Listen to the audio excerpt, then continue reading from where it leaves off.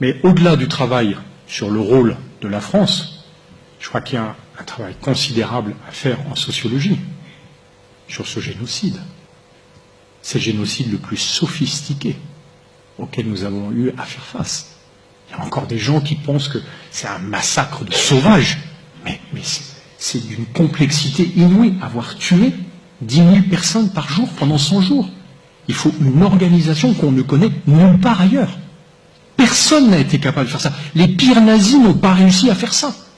C'est incroyable ce qui s'est passé en Rwanda. Et je pense que, au-delà du rôle de la France, qu'il faut qu'on règle, mais ça c'est un sujet pour les Français, quoi. Il faut qu'on vive avec. Mais après, il faut qu'on s'intéresse à comment ça a pu avoir lieu. Pour moi, ça a été une œuvre totalement préméditée et organisée. Je vais vous raconter juste une histoire, parce que elle ne cesse de m'interroger. Là, je ne suis pas témoin, je m'intéresse au sujet. Il se trouve qu'au début de ma carrière, j'ai expérimenté les missiles portables antiaériens pour l'armée française. Donc j'ai tiré des SAM-16, des Stinger, des Mistral. Je les ai utilisés en opération, mes équipes en ont utilisé en opération, et j'ai détruit en opération des équipes qui en ont utilisé. Je connais bien leur utilisation.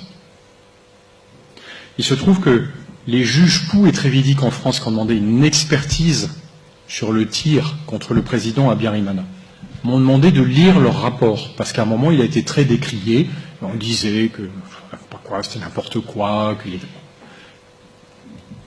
le rapport est remarquable. Il manque juste la conclusion opérationnelle. C'est regrettable, mais ils n'ont pas pensé à demander, au-delà des scientifiques, de demander à des opérationnels d'expliquer comment on utilise ces missiles. Alors vous savez, il n'y a qu'une seule conclusion. Donc en fait, c'est une non-question. Qui a tiré ces missiles? Des extrémistes Hutus.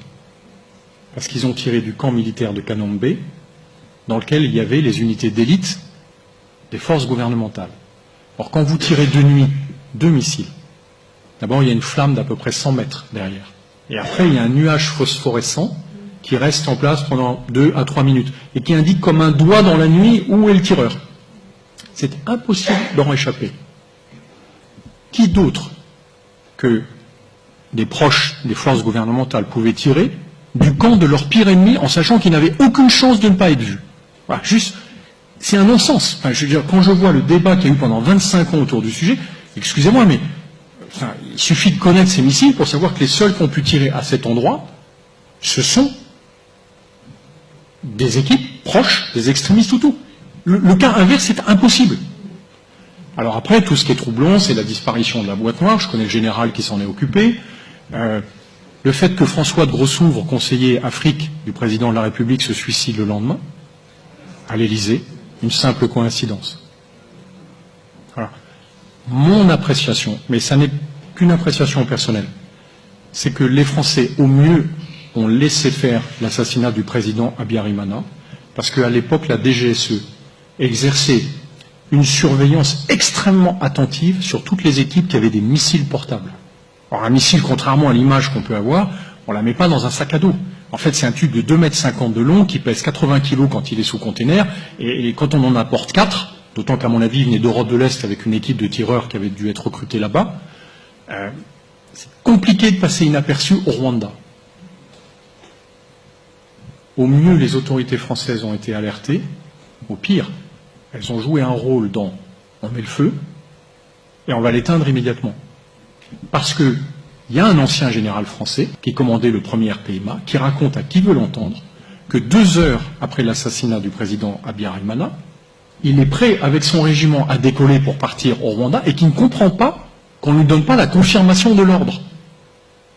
Mais toute personne qui a connu une unité militaire sait que c'est impossible d'organiser une chose pareille sans avoir été prévenu. Moi, ce que je crois, mais ça n'est que mon sentiment, c'est que il y a eu une faction extrémiste proche du pouvoir français qui a laissé faire, ou peut-être un peu poussé du pouce, cet assassinat, avec l'idée, non pas de déclencher un génocide, mais déclencher le chaos à Kigali, d'intervenir immédiatement pour remettre en place le gouvernement qu'on aurait choisi. Ils s'en foutent du Rwanda. D'ailleurs, ça n'a jamais été leur sujet, les Français. Le Rwanda, ils s'en tapent. Ce qu'ils n'ont pas compris, c'est qu'ils ont déclenché le dernier génocide du XXe siècle. Et quand ils s'en aperçoivent, qui peut le dire? Ah, vous savez ce qu'on a fait? En fait, on a foutu un incendie, mais en réalité, c'est les Twin Towers aux États-Unis. C'est un drame qu'on a déclenché. Et à partir de ce moment-là, s'enclenche une mécanique terrible en France. C'est celle du déni, c'est le mensonge. Qui peut reconnaître qu'il a mis le feu aux poudres?